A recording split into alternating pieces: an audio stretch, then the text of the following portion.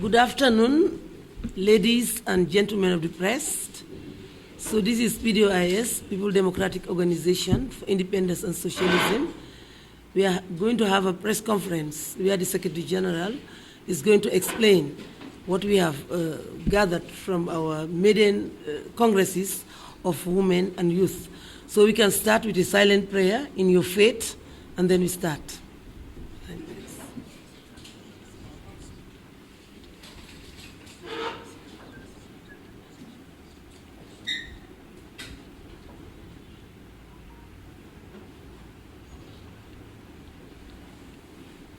Amen. So we are going to call the president of PDIOS, Sidia Jata. So he's going to address before the Secretary General comes in. Uncle Sidia.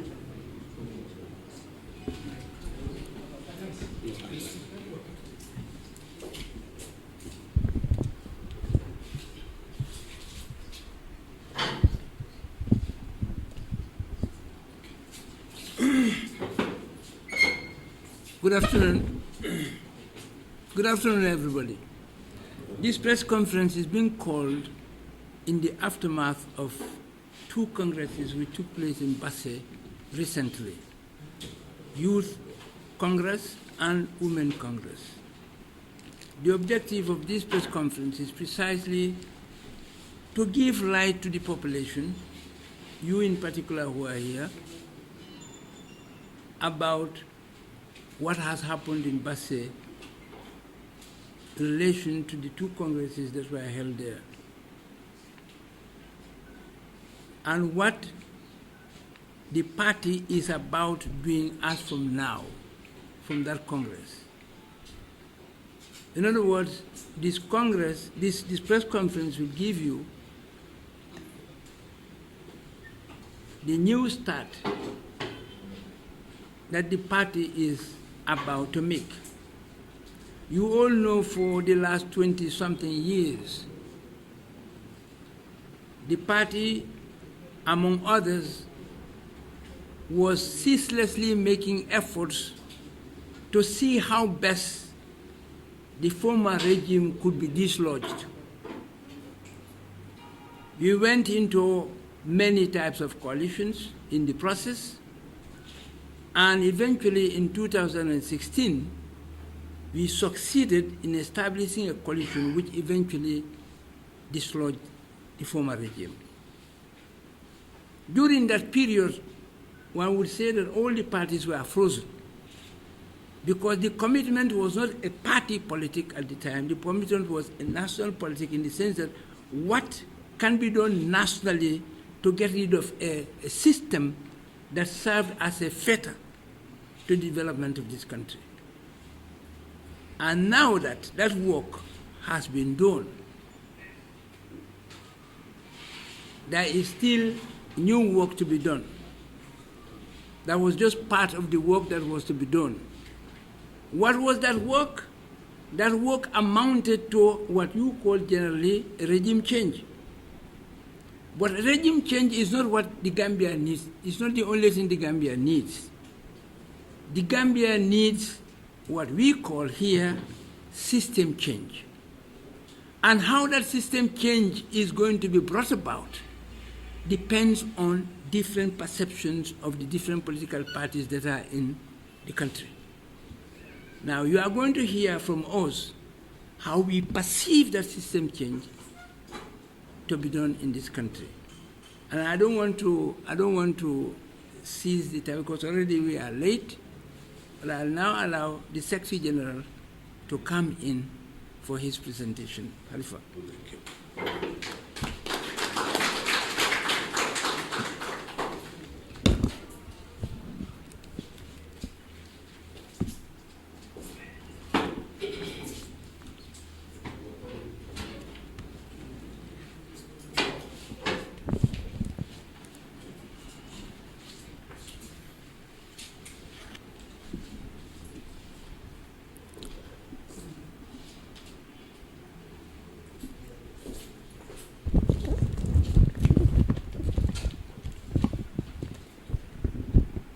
Thank you very much, colleagues, members of the media. We're here to re-engage, to amplify voices that citizens must listen to before they can make informed choices. Democracy is about information. Without it, there can be no decision making. Many people claim that DOI has an ideology, and they attribute that ideology to many countries in the world. And they attribute success or failure to DOI based on their notions. We met in Basse to begin a new journey, a journey that started many decades ago, but fundamentally with one objective: eradicating poverty, tyranny, and degradation in our homeland. And we made mutual commitment that unless that poverty is eradicated, that degradation, that tyranny, no matter how many seats we occupy in the National Assembly or even the highest office in the land, we would have failed in our quest. Those who continue to claim that the journey taking this long is not worth taking would definitely have to reconsider their view. If they do accept that poverty still remains, degradation still remains, lack of ownership of power still remain, then we will conclude that we are yet to reach our destination. And that is why we are before you today. Ideology, study of ideas, is not what anybody who truly understands the science of society would attribute to this or that group. Society embodies facts. Facts we have to study scientifically to understand before we can map out which direction society should take to be able to eradicate the poverty, degradation, and tyranny we sought to combat. You will hear people saying that Gambia is a private sector-led country. What are the facts? And this is what DOI is all about. It speaks the language of facts. If you do your inquiry, like DOI has, they will tell you your banking system, the net foreign assets of the banking system is about 9 billion. The domestic, about 22 billion. How much is going to the private sector? 28%. So where is the private sector that should generate employment for the youth to have employment? It does not exist. DOI did not emerge to fight a private sector. DOI emerged to eradicate poverty. And that is why we had to develop policies capable of addressing poverty. Today, we are convinced that the ideas we have is what constitute the system change that will change the trajectory in this country. And that is why we are here to share those ideas. We are convinced that an economy which depends entirely on importing everything that we are consuming, and look at the basis of the importation of rice alone, and you will see exactly what we are talking about.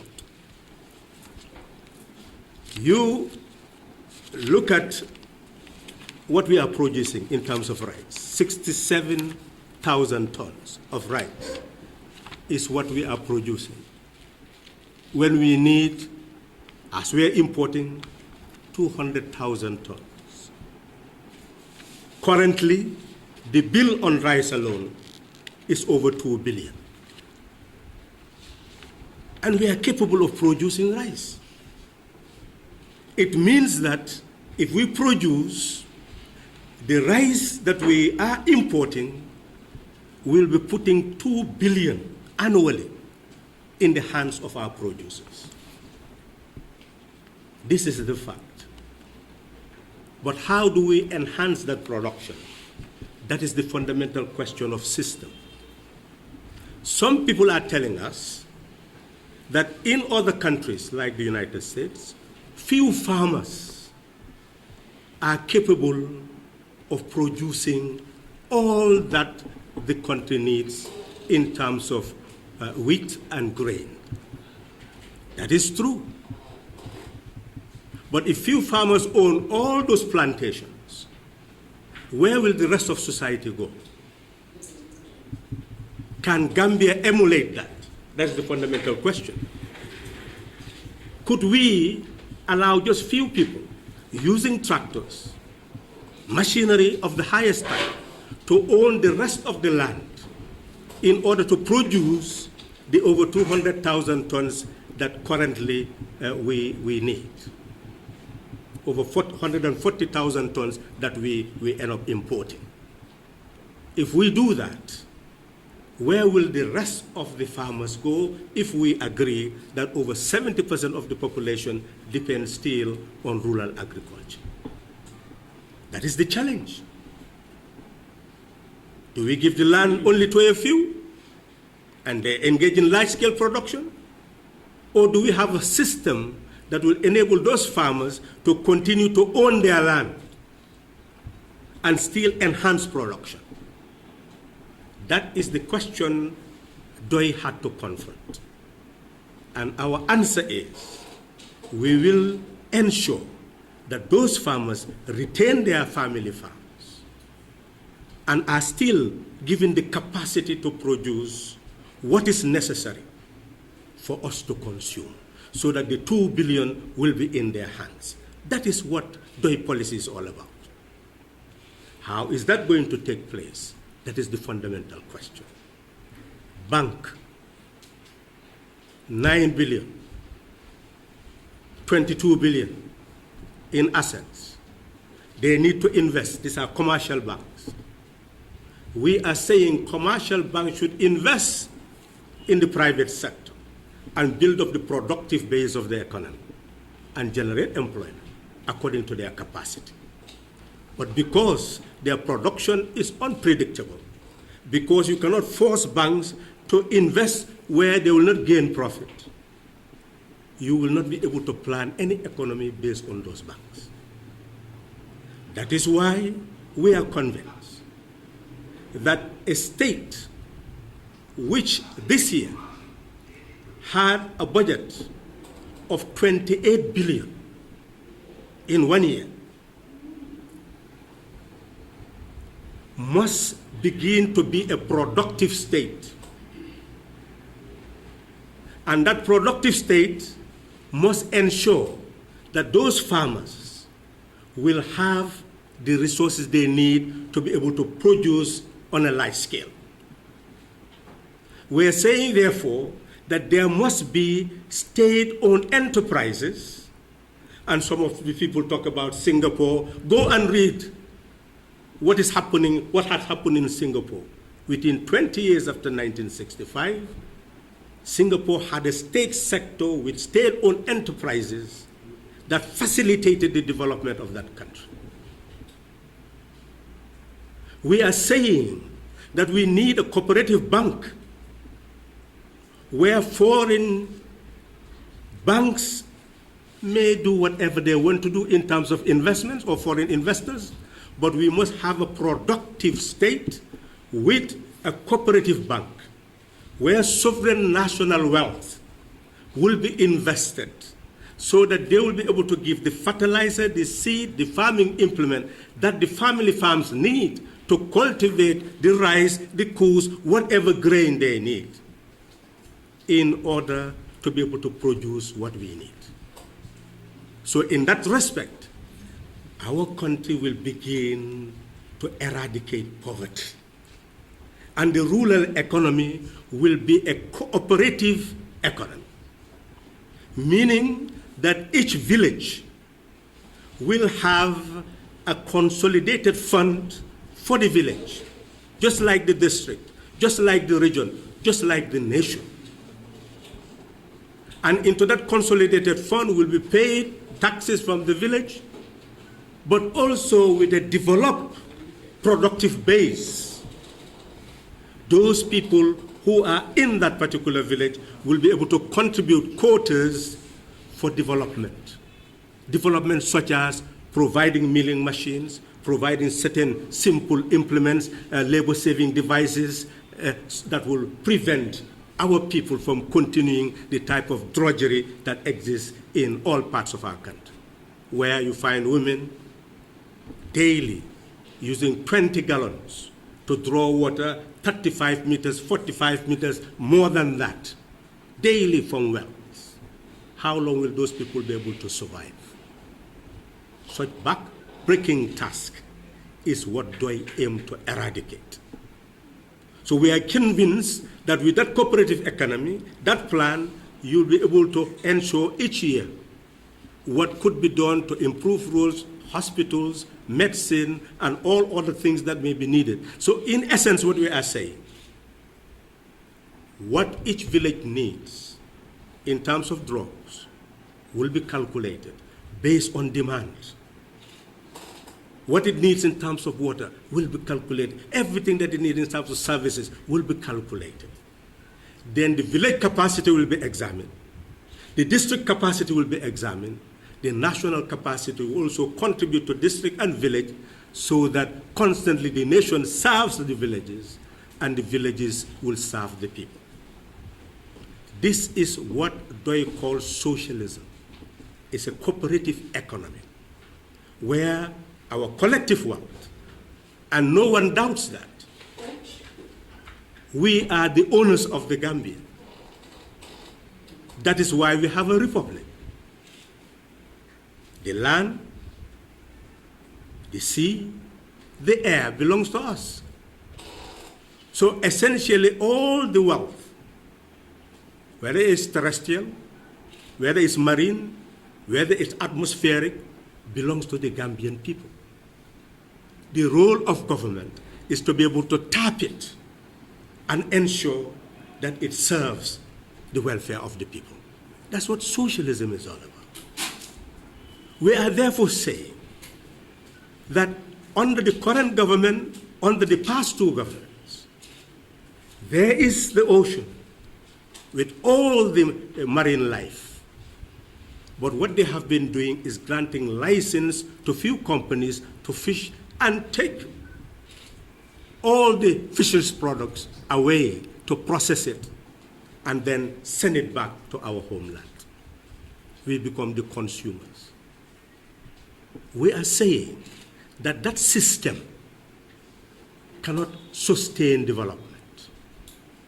We are saying, therefore, that you must have a fisheries corporation that is public owned, that will invest resources to buy fishing vessels, trawlers, that will go out at sea, ensure that Gambians become captains, become sailors, fisher folks, work, sell it abroad, gain foreign exchange, process it on Gambian soil, generate employment. We are convinced that that is how our marine life can ensure employment for our citizens and eradicate poverty in our country. That is our policy. That is socialism. It's taking the productive public base, productive wealth of the state, and ensure that it serves the people entirely and consequently eradicate their poverty.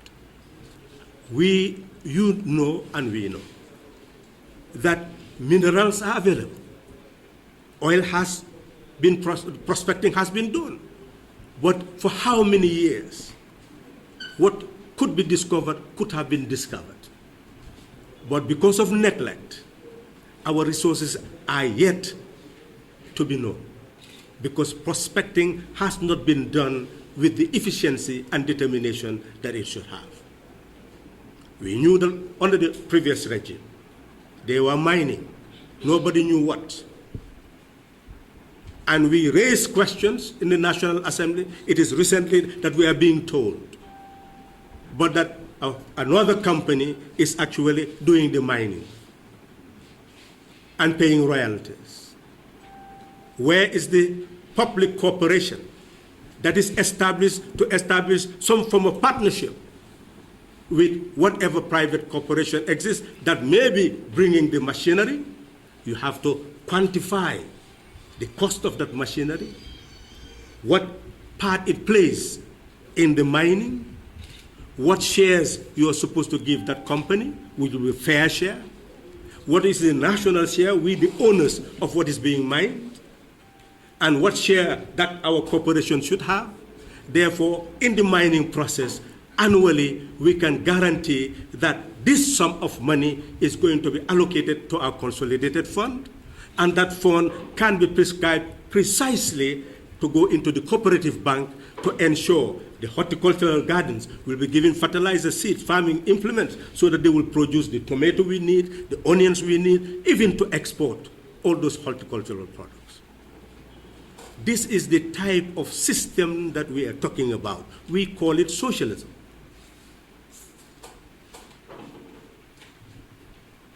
We are importing tomato paste when we can produce it. We are importing milk when we can produce it. We are importing onions when we can produce it. Most of the products we are importing, we can produce. We have fruits, but do not have the drinks. We still import those drinks. We are saying it is that processing of our raw materials that will ensure value added, and that will generate employment, and that will generate foreign exchange, that will ensure import substitution. What you are importing, instead you will be exporting. That will enhance the quality or the value of your currency. This is how a state should function. And this is what DOE intends to bring to the Gambia. And that is why we talk about system change, because what we are saying has not happened yesterday, and it's not happening now. And we have not seen any political party that has articulated precisely what we are articulating. And that is why the agenda that we have is the agenda that we are promoting to be the agenda that can eradicate the poverty of our people and enhance our development. In this respect, we have made commitment to the villages. And those commitments, I do not need to repeat, because we will hand over the documents to you for sharing. And we will be using these documents everywhere so that people will know exactly what we are promising the Gambian people. And through your questions, we'll also be able to answer, so that you know concretely what we are saying. We are ensuring that villages will no longer go through the drudgery of using what has always been used, pestles, in order to get what is flour. We'll ensure that all the villages will have labor-saving devices to eradicate the suffering of our people. Clean drinking water to eradicate the suffering of our people. Proper health centers to eradicate the suffering of our people. You can question us how we are going to do that. But we have shown you the cooperative economy, that you must have a productive base. You go to any village today, none of them even have a village council or a treasury. It does not exist. So how will they develop? That's what DOE intends to bring. And into that treasury, the villages will be able to have their own productive base. Land that is not being used by any family. The villages will get loans from the cooperative banks to be able to work as a village on those farms. And the earning from those villages will go into the consolidated fund of the village. If it is a fishing village, aquaculture will be utilized, and the village will be given the funds that it needs by the cooperative to get all the means that it needs to use that the water to be able to produce the fish that they need, so that in that sense, what is earned will go into the consolidated fund of the village to provide water, to provide hospital, to provide nursery school, to provide the basic things that the villages do not have, and the state, from production of minerals, from oil that may be found, from this, the fishing that is done, all the sovereign national wealth will be utilized to ensure equalization grants, and through that equalization grants, you'll make sure that all those who are falling behind will actually move forward. Therefore, there will be proportional development of society. This is what we are talking about. Members of the press, we met in Basse to sum up DOE's experience since 31st July 1986. We made a comparison that ANC was born in 1912. It managed to rule South Africa in 1994. Why? Because there was appetite, which had to be fought, leading to the incarceration of people like Nelson Mandela. Even though he was in prison, he was still seen as a symbol of national unity.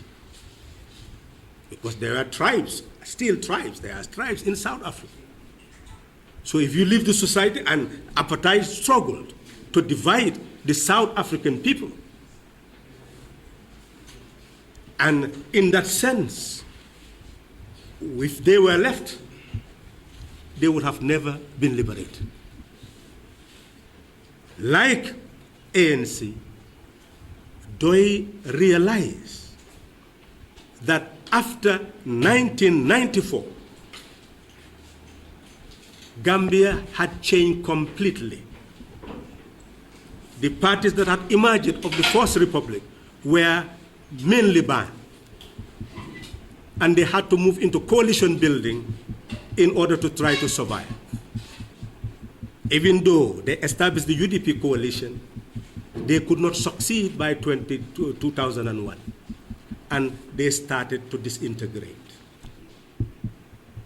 And because of the disintegration of that coalition, all of us know about the NCP separation from the coalition in 2001, and eventually the same for PPP, for NAM. So it started, the coalition started to shatter.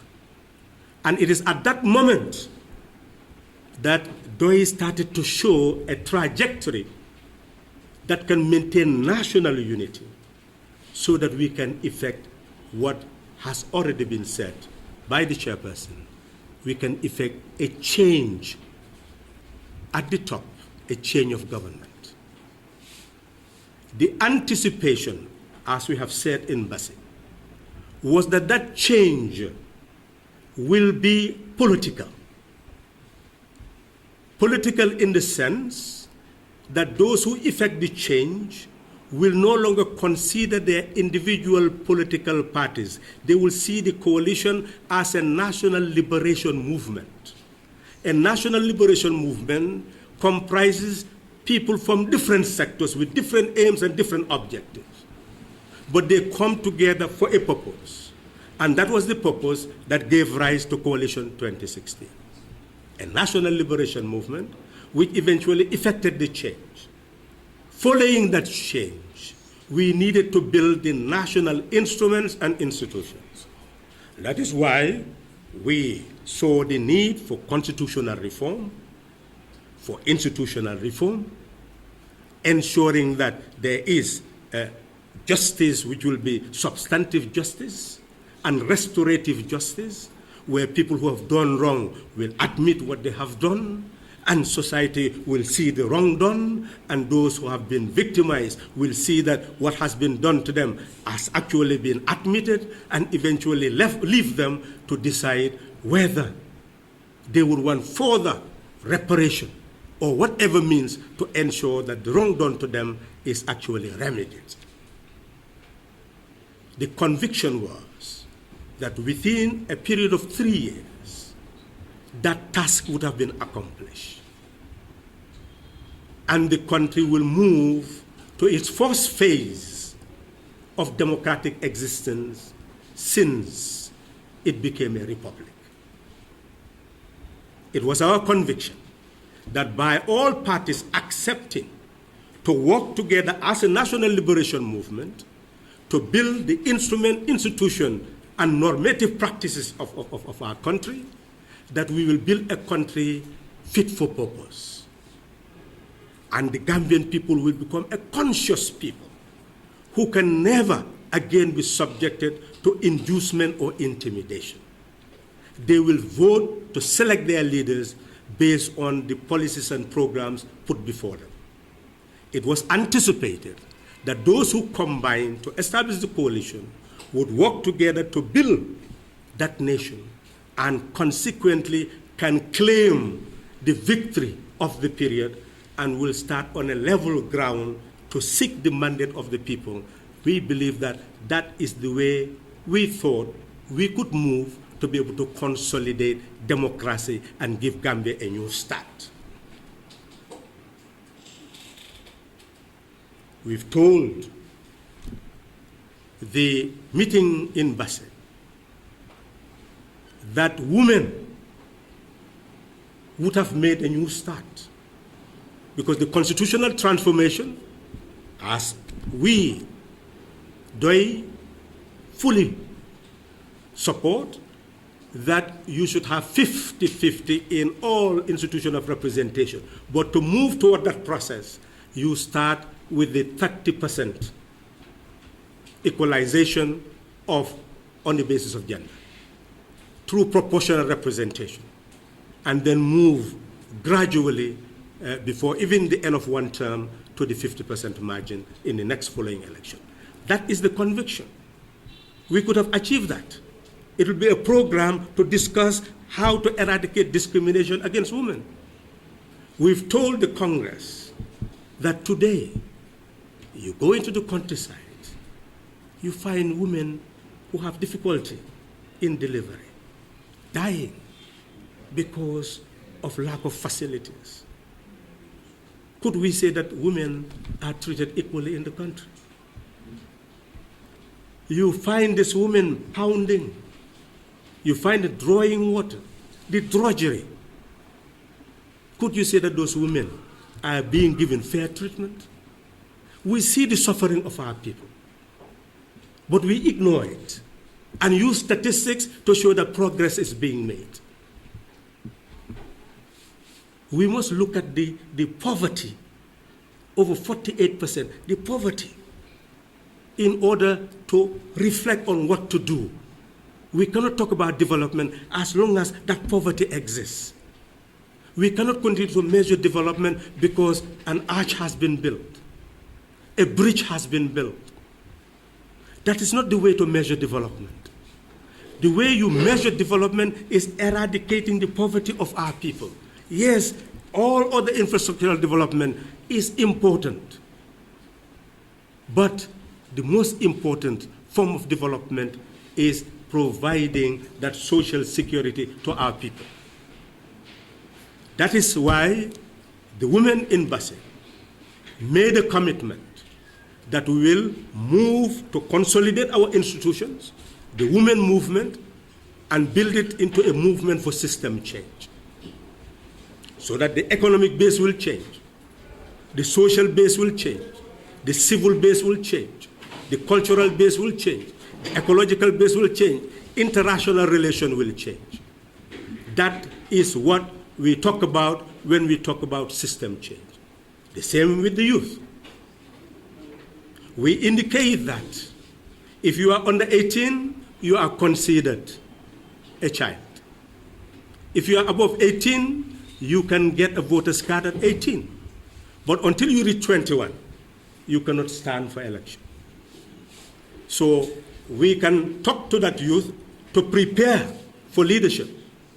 But you cannot say that the youth between 18 and 21 could be a councillor or could be a National Assembly member. One must help that youth to fully understand the role of the National Assembly, understand the role of the council, understand the role of the executive, the role of those who represent us, and prepare to learn, to gain leadership qualities in order to prepare oneself to assume responsibility of the state.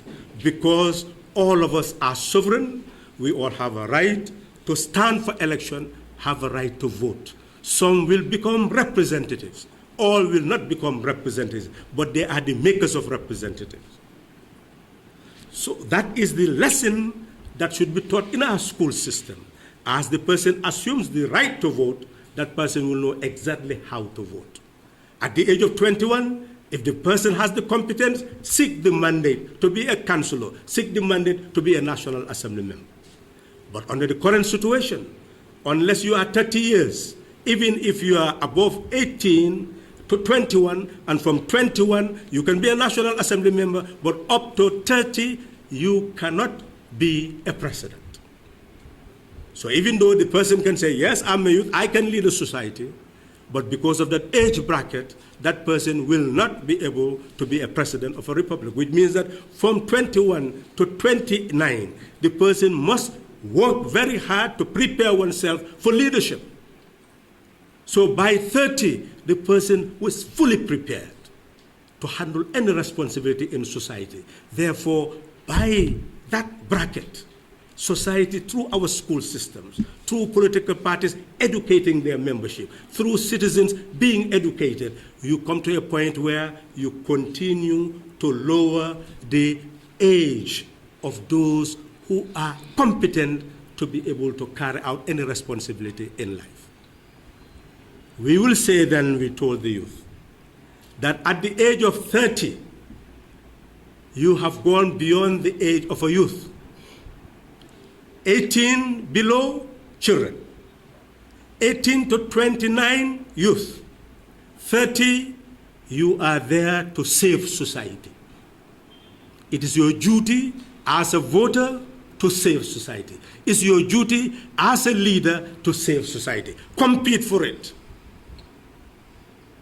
So the dexterity of your mind, this dexterity of your principles, have the clarity, have the sincerity, develop the competence to win trust and take charge and lead.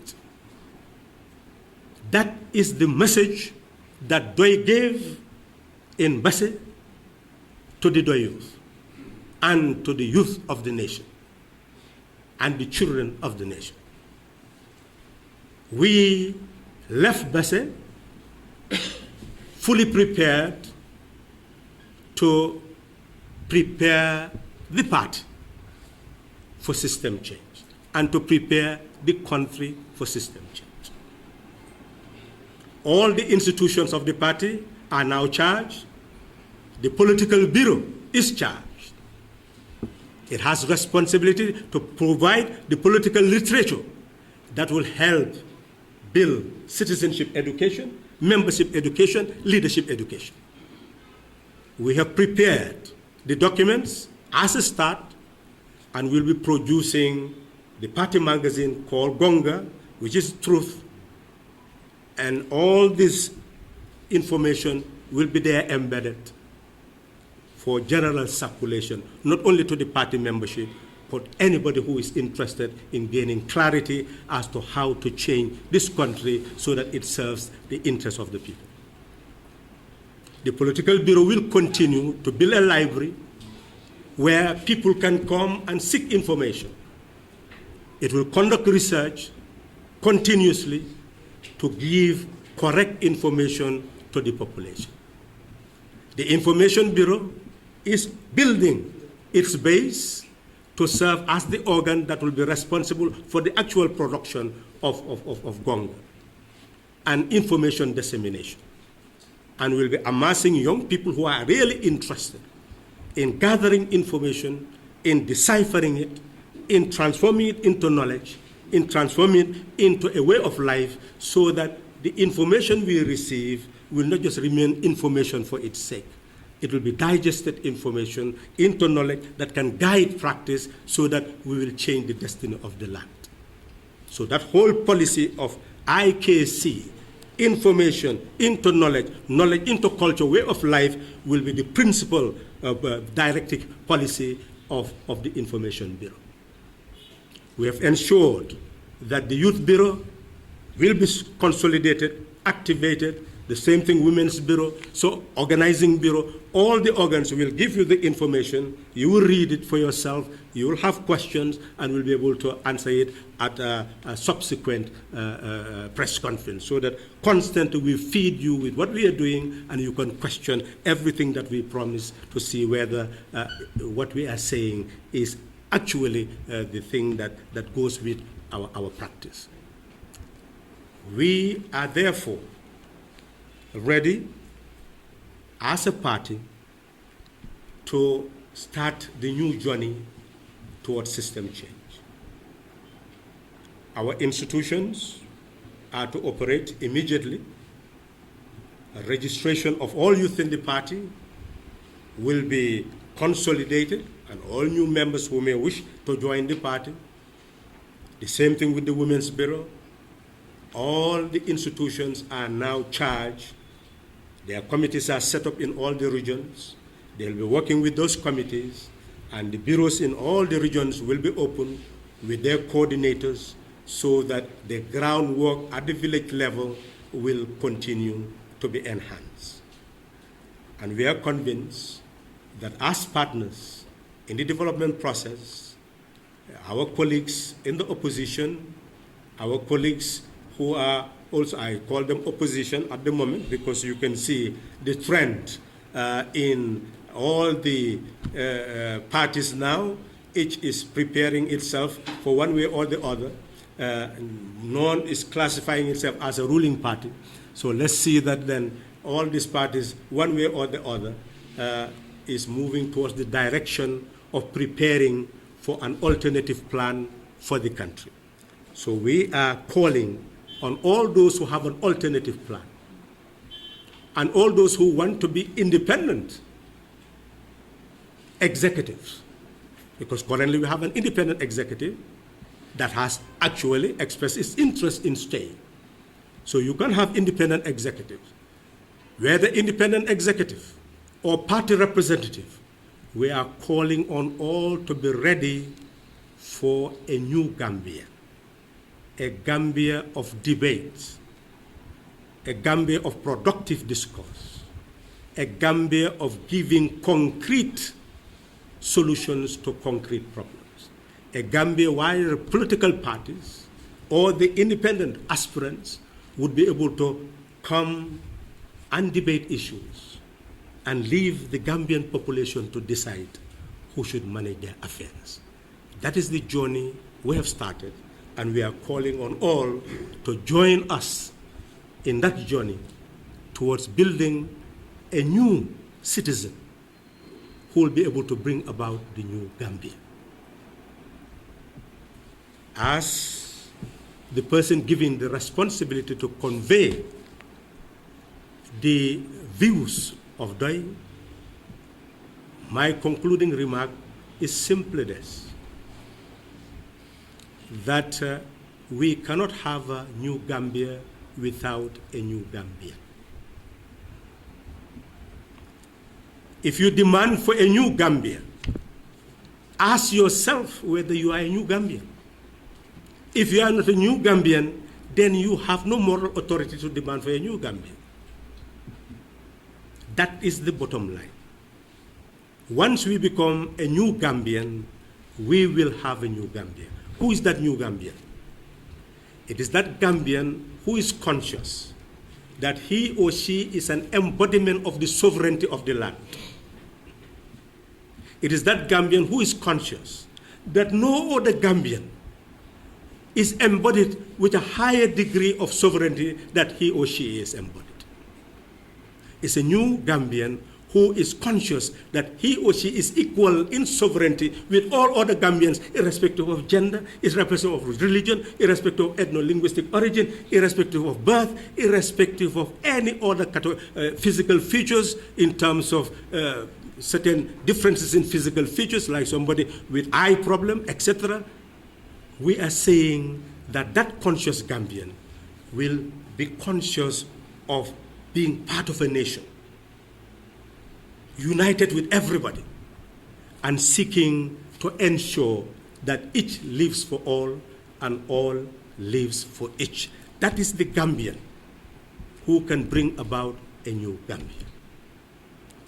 We have said, and before the questions are asked, that what happened in 2016 should have prepared us for that new Gambia. But we have lost that battle. Emphasis, we have lost the battle.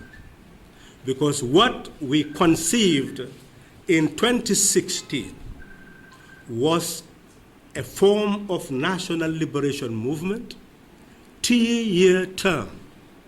When we met, and we continue to emphasize, if Halifa Sallah, who called the first meeting at Kairaba of presidential candidates, so that we can prepare the ground to have only one of us to be the presidential candidate for our coalition, if that Halifa Sallah had told those people, select me to be a presidential candidate, they would have left him there and there would have been no coalition. If anybody who responded to that invitation came and said that select me for 5 years and then I will also stay after the 5 years, Halifa Sallah would not have been left there sitting. And he doubts very seriously whether anybody would have been left there sitting. And there would not have been any coalition, and there would have been still Jammeh's administration in the Gambia.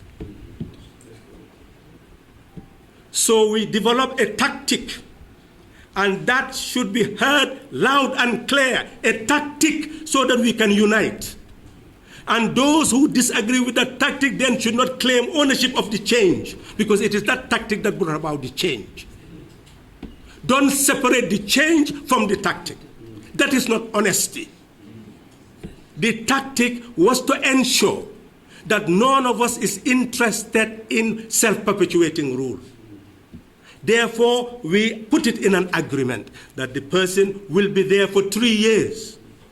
Section 65 of the Constitution provides for the resignation of a president. It is wrong to say that the coalition partners did not know the Constitution, otherwise they would not have said 3 years. Read Section 65. Or do you want me to read it for you? If you have any question, question it, and I'll bring the Constitution and read it for you. It says that any person who is president, that presidency will become vacant upon the resignation of the president or upon the death of the president. If a constitution says 5 years, if you die before the 5 years, will you still remain to be president? Constitution must provide for resignation, must provide for death, it must provide for vacancy. And it does. And we realize that. That is why we said the person who will be there for 3 years. Why? Because that endeared the person to the electorate. After 22 years of self-perpetuating rule of the Second Republic and 30 years of self-perpetuating rule of the First Republic. This would have been an enemajo. That is the reason. It will endear the country to its people and to the world. That was the objective. And the whole objective of saying that the person will not contest in the next election is to eradicate incumbency. Everywhere in the world, incumbency is the first way of rigging elections because it puts you to an advantage. So we say, let's get rid of the advantage. Let's get rid of incumbency. The person will not stand in the next following election. To move further, we say the person will not support any other party after that in the next following election, to ensure that there is real democracy, that there is level ground for multi-party contest. And Gambia Opposition for Electoral Reform, which we constituted before Jammeh left, go and read our demands on Jammeh. It was level ground for multi-party contest. We demanded it from Jammeh. What about us who made the demand? We also included that under the current constitution, if the office of president becomes vacant, the vice president will serve the rest of the term. If the office of vice president is also vacant, the Speaker of the National Assembly will serve the rest of the term. So if we had a plot, then I think we would have demanded that we'll be made vice president, that is the Doi people. We'll demand that make us vice president. If not the vice president, we'll demand make us speaker. I want all honest Gambians now to tell me, if I really sincerely wanted to be Speaker of the National Assembly, and I go to President Barrow, who was working very closely with me, that make me Speaker of the National Assembly, I sincerely believe that he will make me Speaker of the National Assembly. Even if he doesn't make me Vice President, I think he will make me Speaker of the National Assembly. So where is the greed? Where is the hunger for power? Where is the hunger for position?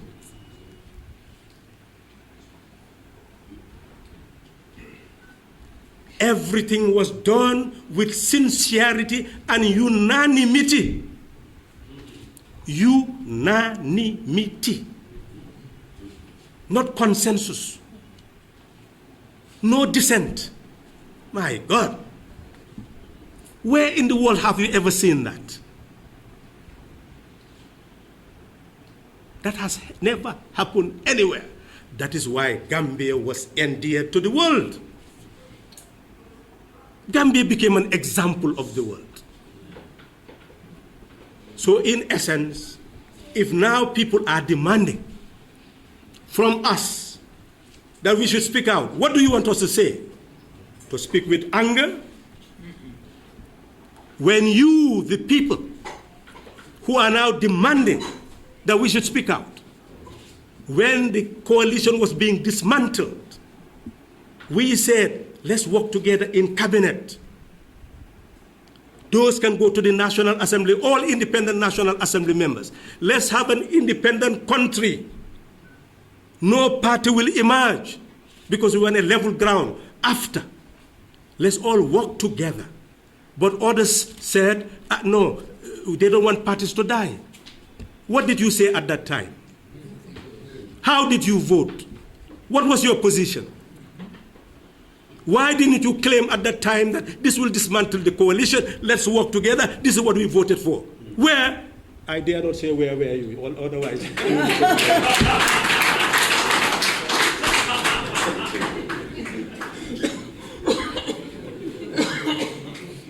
But sometimes the question worth asking. So you allow everything to be dismantled until you reach a situation now where even if you demand for the person to leave after 3 years, the vice president will serve the rest of the term. Is that what we fought for? So we are telling you that's not our agenda. We cannot speak on that. What we can speak on is our agenda was for President Barrow to serve 3 years. We are still telling President Barrow that is what is best for you. But if that President Barrow says, I want to serve the 5-year term of the Constitution, what can we do about that? So this is a moral issue. Because constitutionally, the provision is there to be 5 years. The provision is there to resign before 5 years. That's why we said the choice is his, not us. And people should not continue to demand that we should speak, because the next language we are going to use is to indict people, and you will feel we are angry when we are not. Now we want to be pacified. We want to be calm. We want to go back to our old selves. We don't want to continue to argue with people, insult people. We don't want to question people's integrity. UDP leaders, all these leaders, they have a right to be who they are. It's not our business. You are the ones who must choose leaders. People have their own personalities. They have their own ambitions. That's them. That's not our prerogative. What is important is tell us how you want to build a nation. It is different from ours. We argue. We debate. We show that ours is more profound. That's what we know about. And that is what we now stand for, and we are going to proceed on that trend. And anybody who does not want to move on that trend, then you are not on the path of Doi. Move to the path. We are all citizens. We have a right to freedom of association and freedom of expression. Those who speak the same language and associate for the same purpose should continue to do so. We are associated to eradicate poverty, tyranny, and degradation. We are united to ensure that our people live in prosperity, dignity, and liberty. That's why we assemble. And forever we will assemble until we get to our graves. That's what we stand for. Thank you very much.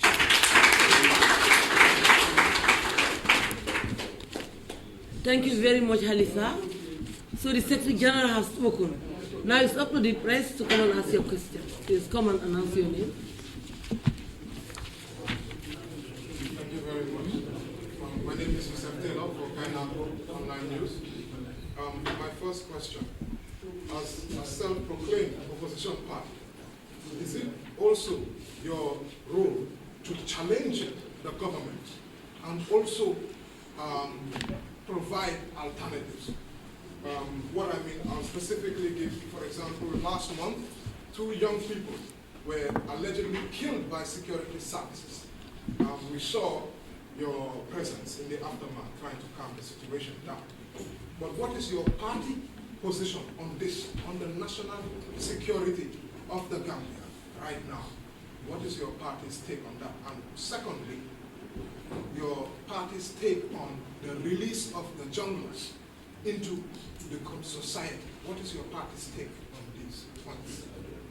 And if your role is also to challenge You want to answer them one by one? Or? Yes, well, thank you very much. It's good to announce yourself He has done it. when you stand to speak. He has done it. Yeah. you something from Ghana? Yes, yeah, yes. He has done it.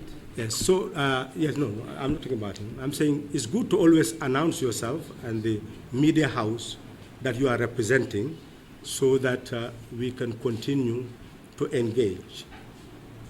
We would have preferred to look at the press conference and what we have said, but then take on other adjoining questions. But now you prefer to use that method. We will still show you that we honor the media and that we'll answer your question as posed. The objective of DOI is very clear in its program. And if you look at the whole agenda of the coalition, you will see DOI ever present in it.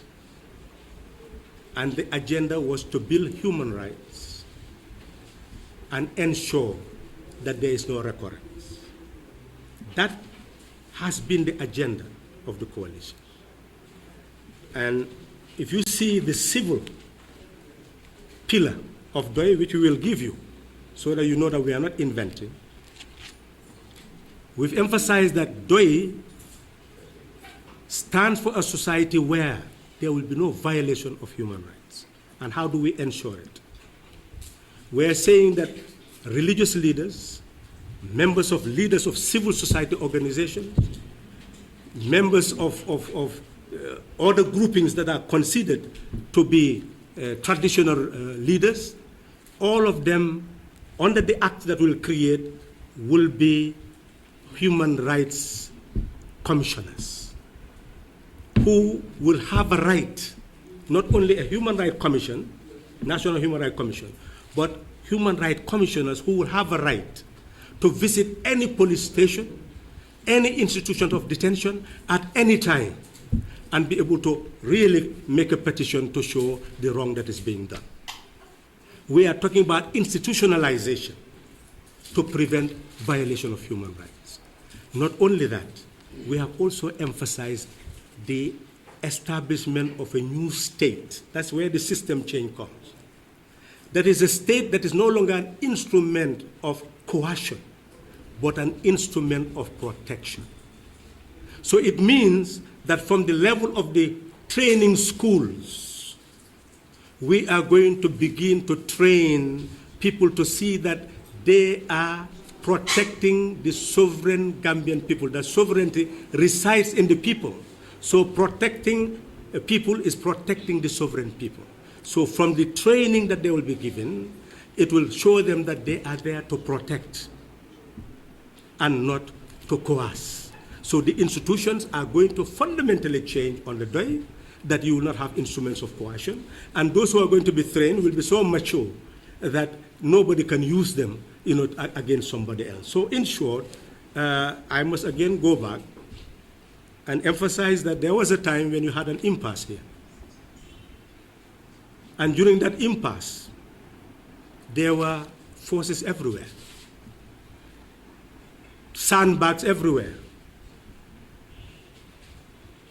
So it's not the number of sandbags, the number of military forces in the street that will ultimately lead to the taking of life. It's the policies that guide what they do. And you must admit that up to the time Jammeh left, we, as a coalition, were on course. And when he left, nobody heard that anybody was killed, any property was looted, but the same people were here. What happened? That power changed in a very peaceful manner, and tens of thousands of people were able to go and welcome President Barrow. Some were still in the airport when he reached home. What was responsible for that? And that's what Gambians should begin to discover. So I must say that we denounce every killing. We call for authorities to carry out, I'm sure you must have followed that, to carry out inquests of all sorts to ensure that the truth is known and that the wrong thing is actually addressed and recurrence should be prevented. That is our policy. You've mentioned junglers.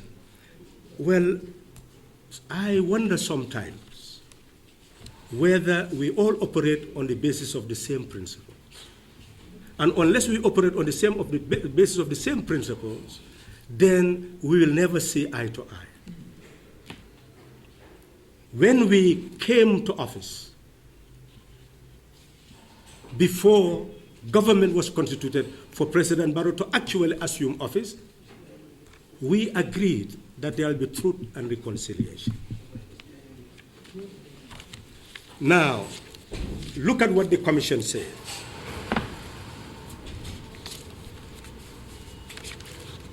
You have the objectives of the commission. The commission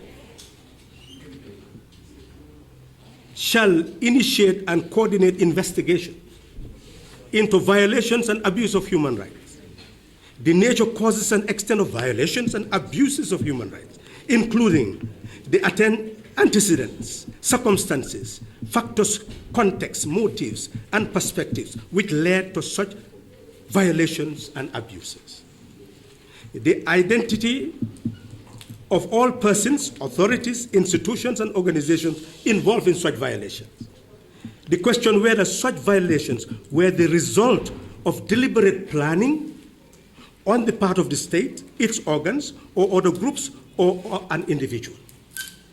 The gathering of information and the receiving of evidence from any person which establish the identity of victims of such violations, their faith or present whereabouts, and the nature and extent of the harm suffered by such victims, and on and on. Now, what powers do they have?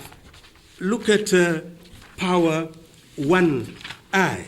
It says identification and recommendation for prosecution of persons who bear the greatest responsibility for human rights violations and abuses. These are all the powers of the Commission. So it goes further and says, what should the Commission do at the end? The Commission at the end must provide a report. The Commission will provide a report.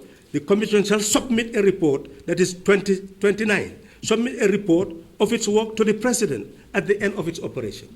The report will be published. And the report will include measures aimed at reconciliation, peace building, individual and collective reparation of victims, and recommendations of all sorts. So this is what we've agreed. The Commission is doing its work. Who should interfere in this work? Not an Attorney General, not a President, not a media. Nobody should interfere with its work. They should be allowed to gather all the facts and make their recommendations. And the recommendation is not only sent to the President is duty-bound to, within 30 days, to send this report to the National Assembly, to send this report to the United Nations Secretary General. So it means that you have the highest organs in the world being involved. So who can escape justice? Who on earth can escape this justice? So therefore, Gambians should be calm, leave the commission to do its work, and finally find out what the end result is, and then pass judgment on the end result. That is what should happen. My question, No, can you give order? I didn't finish. Yeah. My last question was challenging the current government. Your role, I know you It's not. expounded on your role. Yes, we have said the fact that we have produced all these documents, and we are telling you the weaknesses of the current government. You've seen it in terms of fisheries, in terms of mining, in terms of housing. Look at the situation. We are saying you have a social security. Social security, how many years? How many billions invested in that institution? But look at Banjul. Look at KMC. Look at the villages. What type of housing do we have? You go to Europe, UK, even councils have flats. What are they using to have the flats? Public money. We are saying public money is there. That institution, rather than going to build a hotel, should have been building, just go to Banjul, all the rotten, wherever you find rotten streets and compound. What stops you from engaging into contract with those people? That we want to develop this place. This is the cost of your home. Afterwards, we'll exchange it in terms of apartments. What stops anybody from engaging in such developmental strategies?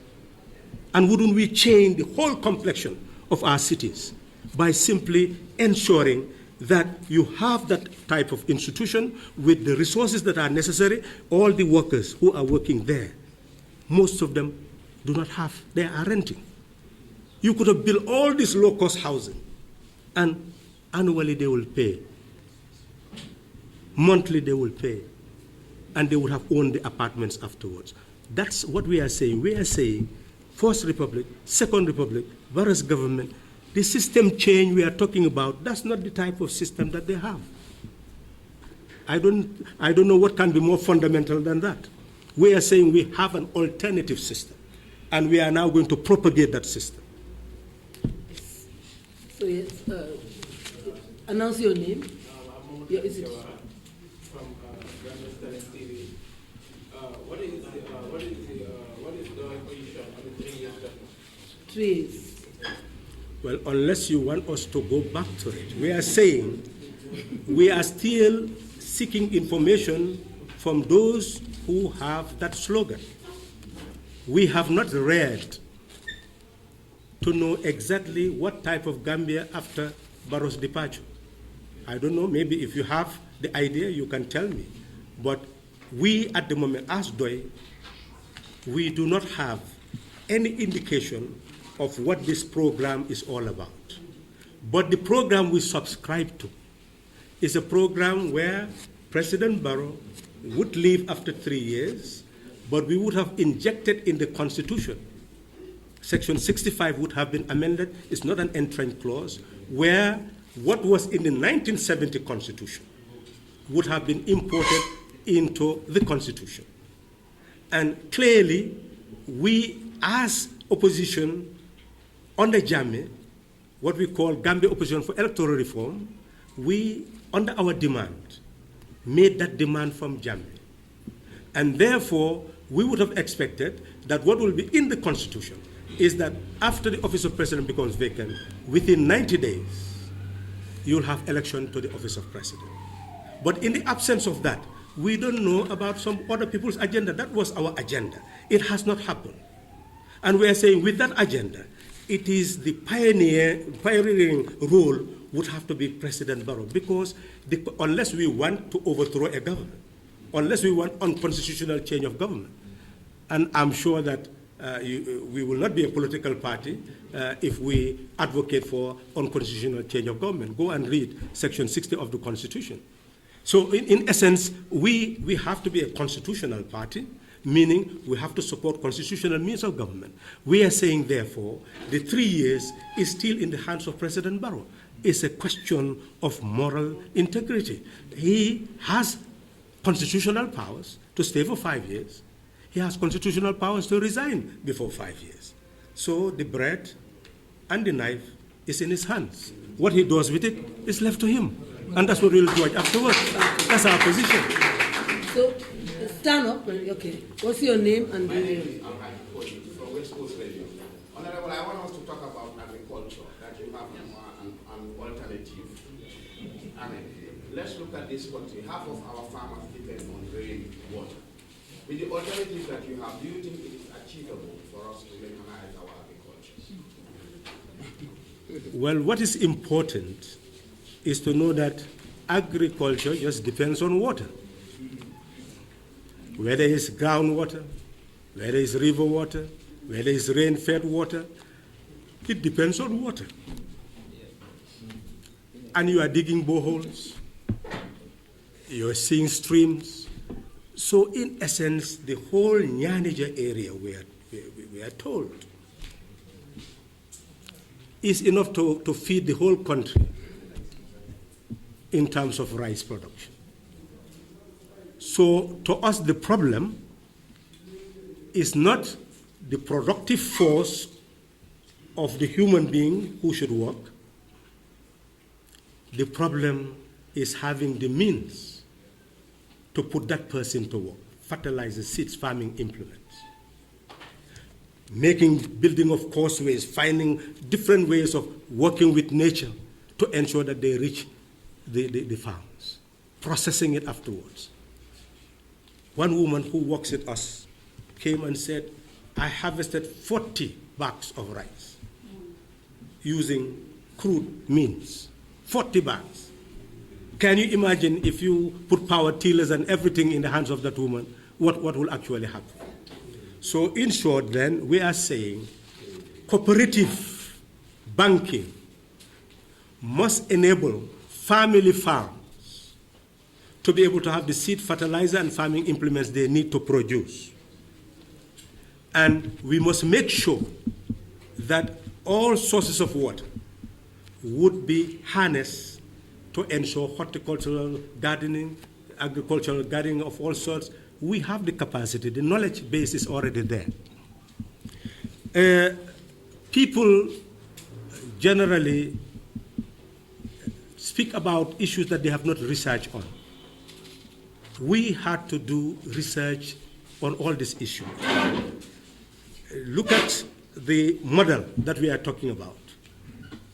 What makes it impossible to have a cooperative bank to ensure that the farmers have the farming implements they need? That's not impossible. We call it socialism.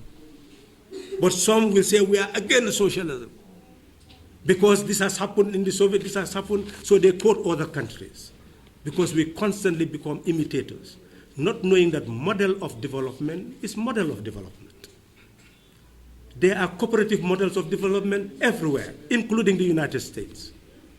If you look at Roosevelt in 1933, utilized the New Deal as cooperative model of development.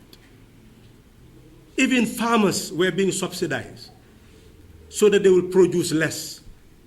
Big farmers who were producing more, but they could not sell it because of a depression. It was not being bought. And prices started to fall. If the market is flooded, the prices will start to fall. To ensure that the prices do not fall, to wipe out the whole market, they start paying some farmers not to produce. They subsidize the farmers. Plus cooperative venture is the state giving funds to people so that you facilitate production. The same thing with Singapore. The productive base of the state utilized to assist. The same thing with China. Different models. If you go to the Scandinavian countries, Sweden, Norway, Denmark, these are the models of development that you see everywhere. Some will tax the rich excessively so that they can maintain welfare systems. So there has always been ways and means of eradicating poverty, because if you keep the people poor, they will rise up against you. So that is why no government anywhere in the world could ever survive without coming back and addressing the issue of poverty. And we are giving you the way to address it. And if you doubt it, well, tell us it's not workable. But we believe that the cooperative banking system must come to the service of our family farms in order to ensure that we harness our horticultural potential as well as other agricultural potential to ensure food self-sufficiency. That is our policy. Honorable, my last question. In the beginning of your statement, you've talked about democracy is all about decision making. On the 29th of July, I was at the National Assembly. You put up an argument when this bill came to revise the excise tax. But you have never put in your decision to vote if you say, no, I am in for this, or yes. I'm not sure whether you are quoting correctly. I mean, you said democracy is all about decision. Yes, excise tax, you mentioned yes, the excise tax came to revise it. You were there, you put up your argument. But you were never part of the voting. You left before the decision was taken. I want to know your position. Why normally when such issues come to the National Assembly, you were never part of the decision making, but you will put up your argument. Well, I believe the argument was that it should be reduced. I believe that was the language of the argument. Yes. And I left because the trade unions invited me to go and address them. And I took permission so that I could go and address them. Because already the point has been made that this thing should be reduced. So unless you believe that I should not have seek permission to go and address the trade unionists, well, then that's okay. Maybe you just want to know why I left. I do leave the National Assembly sometimes based on other engagements. But when the loan, to ratify the loan as well, and the grant, you also put up an argument and you left. Well, this is what I'm trying to say, that you must understand that I leave, anytime you see me leave, there is a responsibility that I need to soldier, which is a national responsibility. I am sure that if I remember the date and time, I'll be able to tell you exactly what actually happened. But I am emphasizing to you that every time you see me leave, I would have spoken to CDA, and then we would have written a note that give it to them. I'm supposed to carry out and get a permission, and they will weigh to see whether really that task needed to be performed. Yes? I think, Yes, CDA want to add something? yeah, I was just going to say that if he had listened to his arguments, you would have concluded, even without physically voting, you would have known where he was. If you had listened to his argument, you would have known where he was. When the appropriation bill came to this and he left, he did not vote. The appropriation bill. And it's the same bill that came out now. No, don't confuse things. You've mentioned the loan agreement. The loan agreement, I did analyze, and I am saying I can trace, because it is dangerous to start reflecting on what I went to do. I can tell you on both occasions, cancel what I've said, what I went to do. I will find out what I did, and I will inform you. But I'm saying that I left as a result of a permission to go and address a national issue. Now, loan agreement I have analyzed. What was my recommendation? That we should submit it to a committee for further reflection, because the agreement itself in English is not even signed.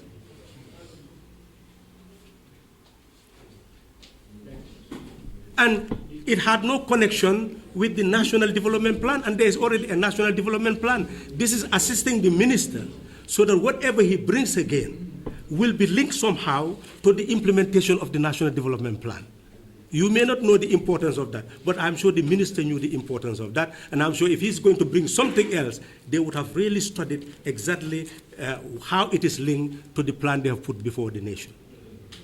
So I don't know, because I was influencing the members so that we submit it to a committee. That point is already made. What about the voting? What is the significance of the voting? The first one also, the excise tax. I've already made my position. Do you agree with the position I expressed? I doubt anybody would dare to disagree with that. So it helps the members to be able to become more decisive on such matters and what to do to prevent recurrence. That's what I did. Now, you're talking about the appropriation bill. The appropriation bill was brought. I said that this was unconstitutional, quoted all the sections that were necessary. Eventually, they brought it back. I maintained that it was unconstitutional. They decided to go and bring it by the back door. I told them this is back door. And they went to vote. They vote against the standing orders. I quoted the section of the standing orders where what should have happened, they did not do, because the standing orders at that level, they have to go to every member and then you say whether yes or no, whether you agree. But they raised their hands. I felt that this was kangaroo, that let me leave them so that I can discredit the whole process. And obviously, I discredited the whole process. If I voted, in fact, you are legitimizing it, they will bring it again.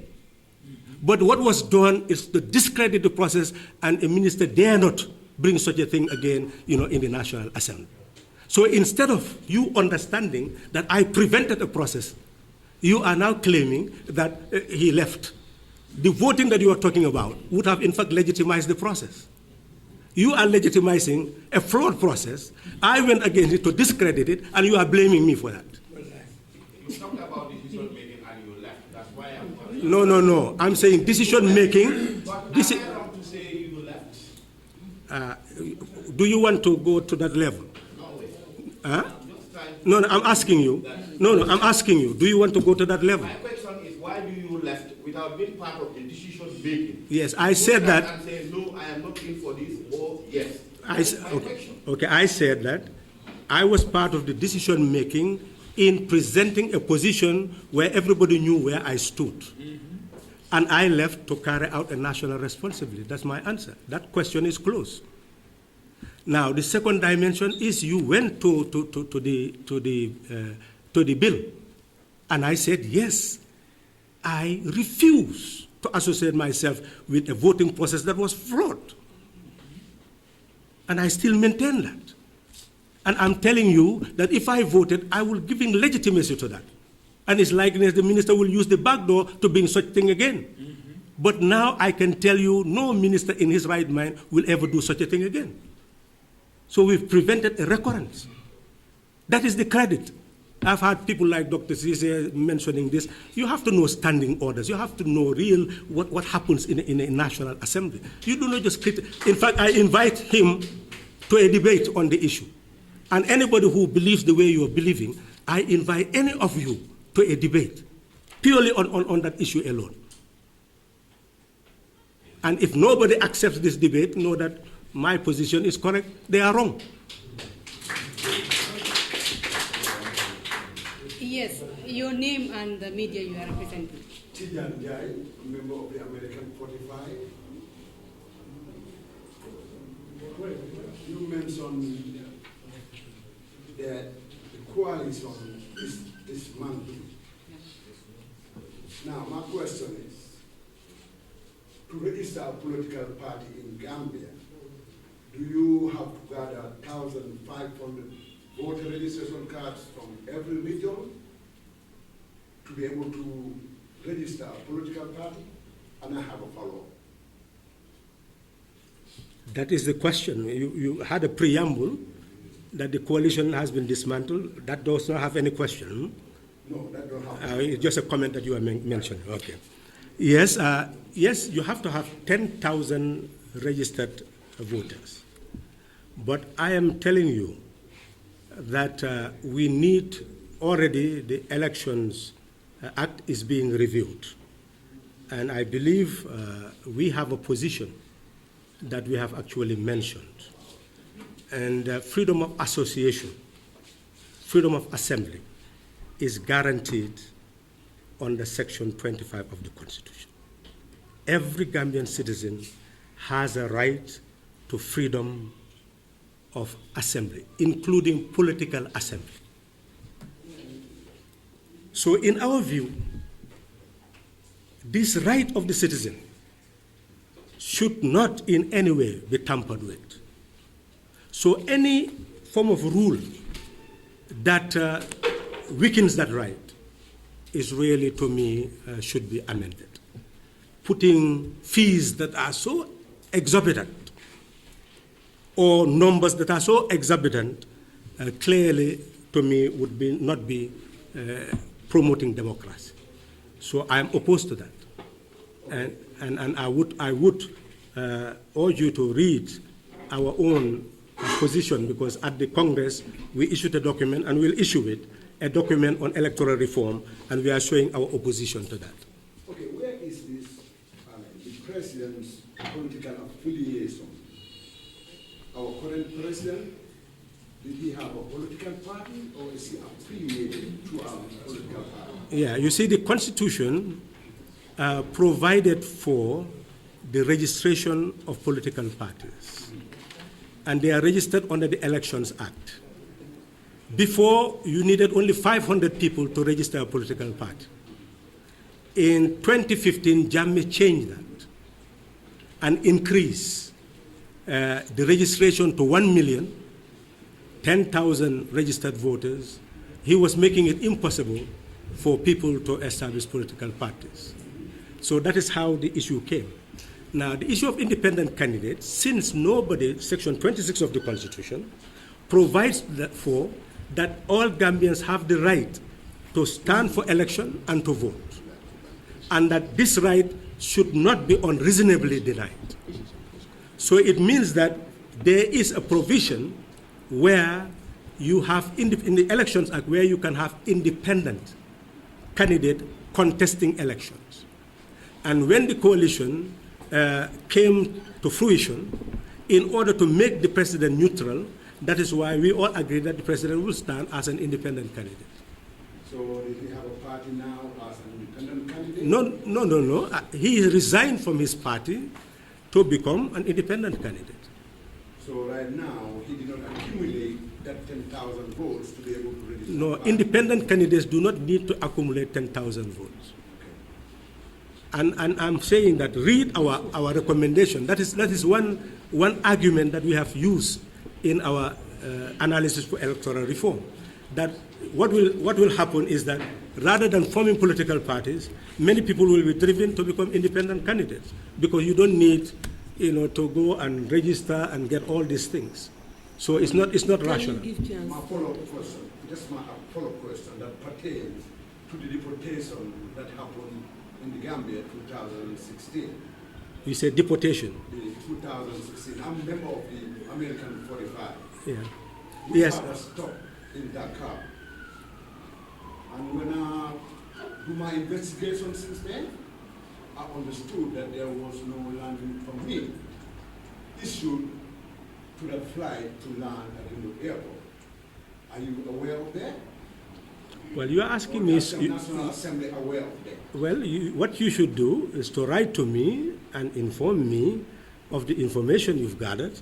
Then I will do investigation and come back to you and answer the question. I cannot be aware of everything. I know. Yeah, but you are aware of the signature of our deportation.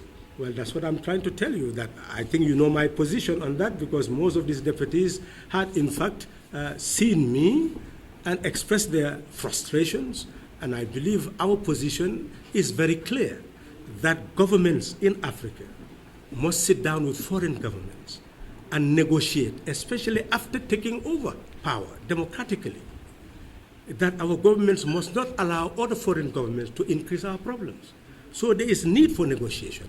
And up till now, we are in that process. Yes, because your letter we have. Yeah, so therefore, please, let's maintain. We are just addressing what you are saying, and my colleagues are in fact stopping me, because we are becoming very, very informal, and that's not the best approach. Our position is that we are against the deportation. We believe that government should take a strong stand in talking to these foreign governments, so that there will be no unplanned deportation and there will be regular migration. Migration you cannot abolish, but it should be regular. We can negotiate with foreign governments. Some a week ago, I've been talking to people who are interested in that negotiation. And I'm sure if the Minister of Foreign Affairs, whom we will continue to encourage, meet German authorities in their various states, American authorities, and tell them the real situation of our country and our people, you can engage in all sorts of negotiations. So that it could be seasonal employment, it could be they staying there and getting skilled. Many things can be done. And I think the world is ready for that. Yes. Any other media house? Sure. Yes? Can I make a proposal? Yes. I'm proposing that the questions as a priority must be based on the theme of the press conference. The other questions will only be answered later. But as a priority, your questions should be based on the theme of the press conference. Please. So, gentlemen and ladies, on the press conference, the thing. Yes. Can you give chance to others and you can come later? Any other? Before Taylor comes again? Okay, Taylor. Yeah, thank you very much. On system change. I had an interview with Honorable Swahili, who alluded that Gambians may not be literate enough to vote with ballot papers. Yeah? What is PDIOS position on the IEC's decision to use ballot papers as opposed to Maui tokens? And my next question is, at a point when the coalition talks were being revived, PDIOS released a Presa distancing themselves from coalition dialogue. I've heard your explanations, which I respect. But my question is a simple one. Is dialogue no longer an option when it comes to coalition talks? Is that no longer an option for PDIOS? Yeah, for your first question, it is important when somebody says challenges and policy must be distinguished. So when you raise a question, you should raise a question about policy. And every DOI member will tell you that we favor the paper ballot than the marble. But no one doubts that it is a challenge. We, as United Front, use paper to vote to select a presidential candidate. So essentially, whatever practice, and Senegal has the same type of demographic characteristics as the Gambia, the same type of people, same literacy level. What do they use? They use ballot. So essentially, this is a culture that you must, whatever you bring, you must educate people, you must sensitize people, you must convince people. And simply that. We don't think that we lack the capacity to educate once the IEC agrees and then the National Assembly agrees to have paper ballot. I'm sure that as a nation we'll be able to educate each other to be able to do so, like all other people. Now, in terms of coalition talks, what was happening was not coalition dialogue. Please. Coalition members were called not to talk about what happened in the past and how to remedy it. They are called for what purpose? I will put that to you to go and ask those who called for the coalition talks, as you said. But DOI distanced itself because DOI is convinced that coalition agreement was a 3-year term and that President Barrow is the only one who should decide on that matter. So why do we meet somebody else to influence President Barrow in any way to make a decision that he should make for himself, especially after he has removed people from offices, etc. So in essence, really, President Barrow was the executive president. If you could influence him, then he will not dismiss ministers and remove them from offices. So really, we did not see any worth in participating in that discussion. Dialogue is a permanent feature of politics. And when issues are relevant, we will sit down with anybody to engage in dialogue. That's permanent. You cannot have politics without continuous dialogue. But it depends on the essence of the dialogue. So if Barrow was to come, if President Barrow was to say, here I am going to call these coalition talks with fellow coalition members, will that be one that PDIOS will then attend? President Barrow is free anytime to call PDIOS, any representatives or PDIOS, and say, I want to talk to you. But we cannot in any way get into an issue where all the mechanisms of making what we wanted to happen had already been nullified. That's what we are saying. I've given you scientifically the reasons why we talked about 3 years. That has been nullified. And to this day, the Constitution has not been amended to provide for 90 days election. So if you go to talk, what are you going to talk about? Are you going to tell him that leave and somebody else serve the rest of your term? So he can invite us, any individual or the party, and say, I want to talk to you. Then we discuss about anything he wants to discuss about, because he is a head of state. But we are not in the preparation of talking about what has already been nullified. That would be a fruitless discussion. Okay. Any other lady or gentleman of the press?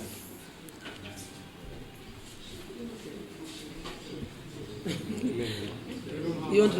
No, so you are also the side? No, apart from me. What are you going to ask? Yeah, go ahead. Go ahead. Huh? But remember that you have your colleagues. Your colleagues are who may already be tired. Who may already be tired, and who may wish to retire. So let us say that we are not really keeping you here, but you, the media, you are keeping us here. So go ahead. You can have an interview. Yes, I think you can do that, please. So are you done? So thank you very much, ladies and gentlemen. You want to say? Yeah, I just have a question. With this national development, do you all have any public transportation in the works? You say? Public transport, like bus services? Well, that is our program. That's what we are saying. Our program is a socialist program, it's a cooperative program, is that states exist to serve the people. You need public transportation company, not only transport land, but also water. Because we can harness our river transport, that all heavy loads can go through river transport. So there is absolutely no doubt that that is our policy. We are talking about public transportation. We have, if you read, we'll give you the document. We are saying rather than a president chartering a flight, we should have a national craft. And also, I've been working for the VDC, Village Development Community. We are saying to have a VDC without a village development account, a village development fund, is just simply words on paper. So what is important is the village must be an economic unit. That's our difference. Since 1965, you will never enter a village and you have a village with a fund, a consolidated village fund, where they pay the village tax, or where you help the villagers to engage in agriculture or any production, and the outcome of the production, you put it into that fund to give them the milling machine. You will not find it anywhere. We are saying that that is DOI policy. We are not just going to make promises, we'll bring wealth. No, we are saying the fund will be there, consolidated. Look at Katong, Batakung, Kusanyan. You go and mine that whole area. Where is the village fund? Any mining company shares, the village must have a share that will go into the village fund for the rehabilitation. That is socialism. It's cooperation, economic based on cooperation. That's what they're calling for. Don't start going and telling us North Korea, Soviet Union. These are people who do not have any thinking to give people. See it as a model, and that is DOI's model. And we can defend it everywhere. before anybody. That is our difference. And don't agree with anybody who says we don't know those policy or it's above the people. The local people are more aware than those people who claim to be from universities. They know our program. Okay, are you done now?